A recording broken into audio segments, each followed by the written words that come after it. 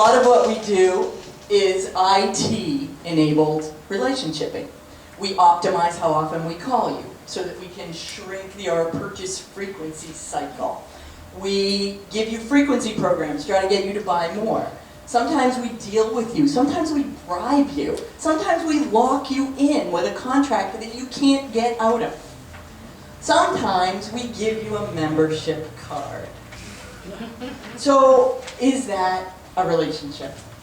Okay, so I just want to share 3 very brief principles with you for more inspired relationshiping, if you will.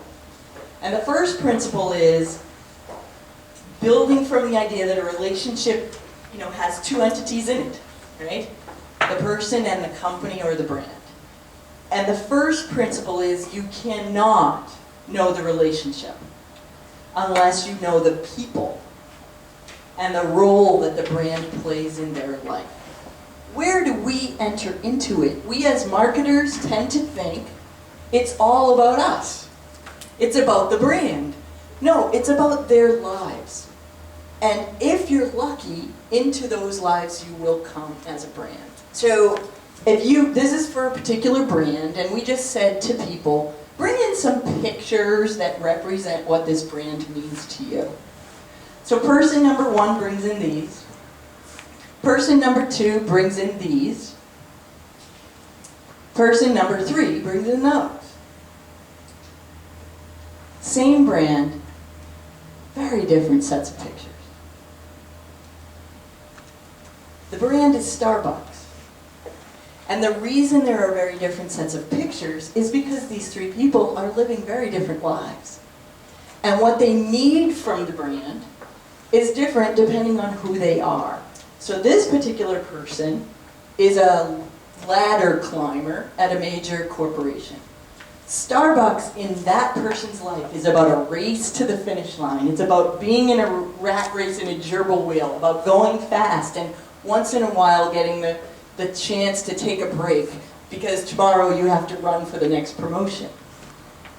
This person is a single mother who commutes 1 hour each day, each way, to get to her job as a secretary, where she earns a very low wage, and on that drive she treats herself to a Starbucks. Because it's a treat, because it costs her $3.50 US, but it's her way of rewarding herself for the sacrifice she's making. This person is a gentleman who's aged 60 years old. He has 7 children. And if that's not bad enough, he works for the government. He then looks at Starbucks as that respite, that moment I can take a break from all of that. Okay, so their lives determine the kinds of relationships they're having. Their lives are the meaning. And when you go to that equation, there's no meaning in that equation. The meaning is in the error term, and we take the error term out. Okay? There are different ways of relating.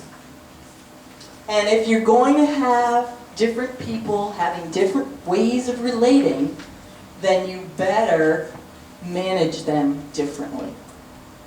So to optimize relationships, principle 2 says you have to acknowledge the diversity in relationship types.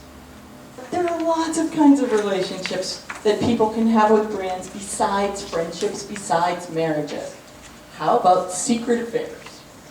I live in Boston, and if you are a Yankee fan, you have a secret affair with it, because you may suffer physical harm if you walk around talking about that relationship.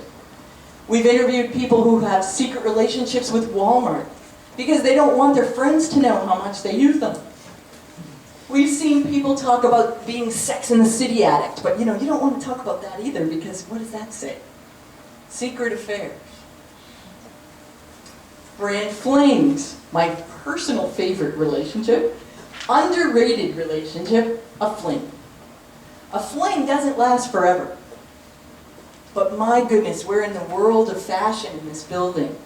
A lot of people's relationships with fashion brands are temporally bounded. They move on. They go to other brands. There are 53 relationships out there that we reduced down to 24, I forget, that if you focus on these, it captures all the variation that you need to capture in the relationship world. We have those 20 some odd types, but they cluster together into, at this point, 5 different types of relationships. Clusters of relationship types. So this is looking at some brands like HBO, CNN, Comedy Central, and you see that there are different clusters of relationships. Some of those brands, they're just fun flings, some of them are deeper colleagues, so on. But that space, just look at how the data clusters, that's very different, right? So here you have one space for TV, this space is for automobiles. And you see, for example, the emergence of a whole different segment there that we're just labeling the beloved hero. It's a whole cluster that doesn't even exist in the other category. And that looks different, yet again, when you look at shampoo. So first you understand the people, then you understand the kind of relationship they have. But now we have to go like one layer deeper into that. And this is where a lot of qualitative work is taking place right now. So if you really want to understand that diversity, people's relationships with brands, you have to understand the content of that relationship, and you have to understand the process by which it moves, thrives, and evolves. So some of the work that we're doing in here thinks more specifically about the concept of a contract. Every single thing a marketer does affects the perception of that contract. And every single thing I do means it doesn't have to just be in my CRM statement about what my strategy is. It means every time I do something, it's affecting what the person thinks I have as a relationship. And we've done research that shows again and again that we don't often understand what we're doing and how it's being received, so much so that that contract is getting refined. We think it's back at square zero. The people have moved on, and we're totally misaligned.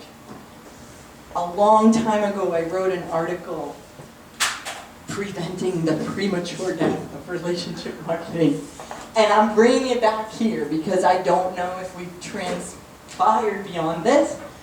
At that point, many, many, many years ago, I said, no, this is a great idea, but in practice, we don't understand what relationships are. We don't know what makes them strong. We don't know how they're built. We don't know why customers have them.